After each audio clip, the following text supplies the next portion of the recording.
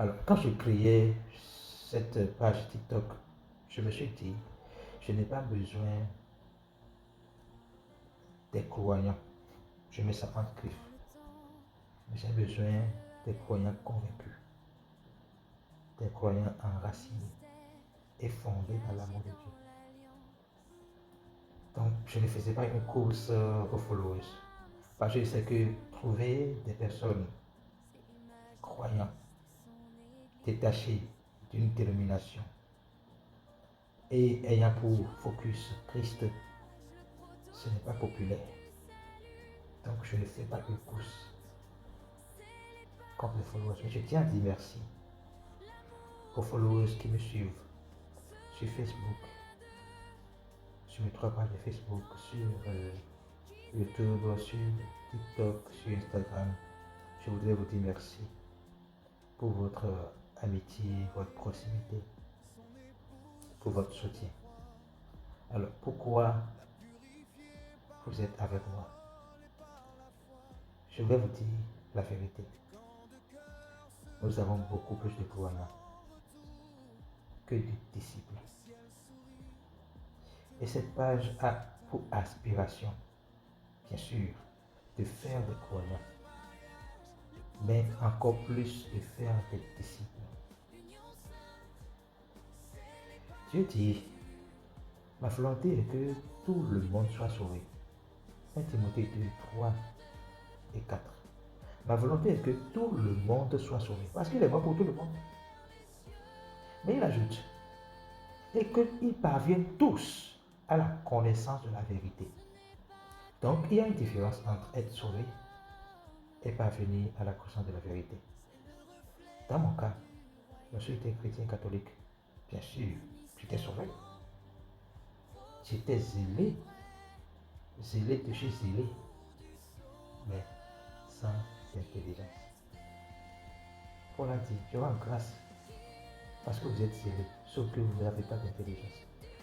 Avoir le zèle pour Jésus-Christ, c'est très bien. Mais avoir en plus du zèle la connaissance, c'est beaucoup mieux. Oui, la connaissance de Jésus-Christ, c'est fondamental. Donc ici, votre présence ici, c'est pour grandir dans la connaissance de Jésus-Christ.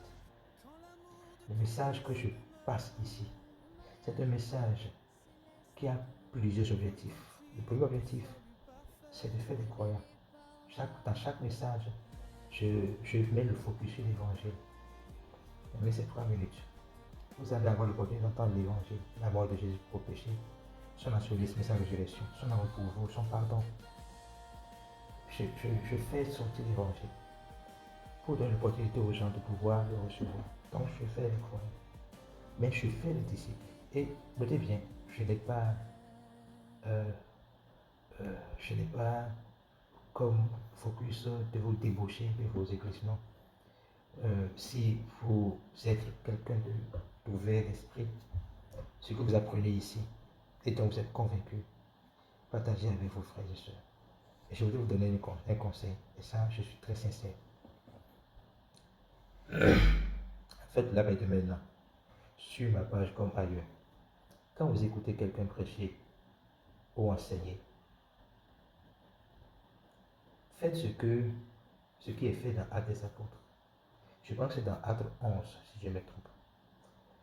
Et il a dit que quand les gens écoutaient Paul prêcher, ils retournent vers les Écritures. Ils vont examiner les Écritures pour voir si ce que Paul dit est vrai. Notre constitution, c'est la Bible. C'est la Bible qui est notre constitution. On n'a pas de constitution. Enfin, tous ceux qui sont chrétiens, on n'a pas de constitution. C'est la Bible qui est notre constitution. Donc, ce que je veux dire ici, vous n'êtes pas convaincu, c'est possible. Allez examiner les Écritures. Parce que le mal du corps de Christ aujourd'hui, c'est qu'on ne lit plus.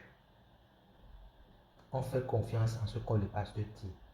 Parce qu'une vérité, un mensonge qui a duré un siècle ne veut pas dire que ce mensonge est vérité. Donc lorsque la vérité vient confronter un mensonge qui a duré un siècle, On prend la vérité pour mensonge. Est-ce que vous comprenez? Je prie que le Seigneur nous donne de faire une belle aventure. Je n'ai pas l'habitude de parler de moi. Si je le fais, c'est sur instruction divine. Merci pour l'écoute. Que le Seigneur nous garde et nous bénisse. Portez-vous bien.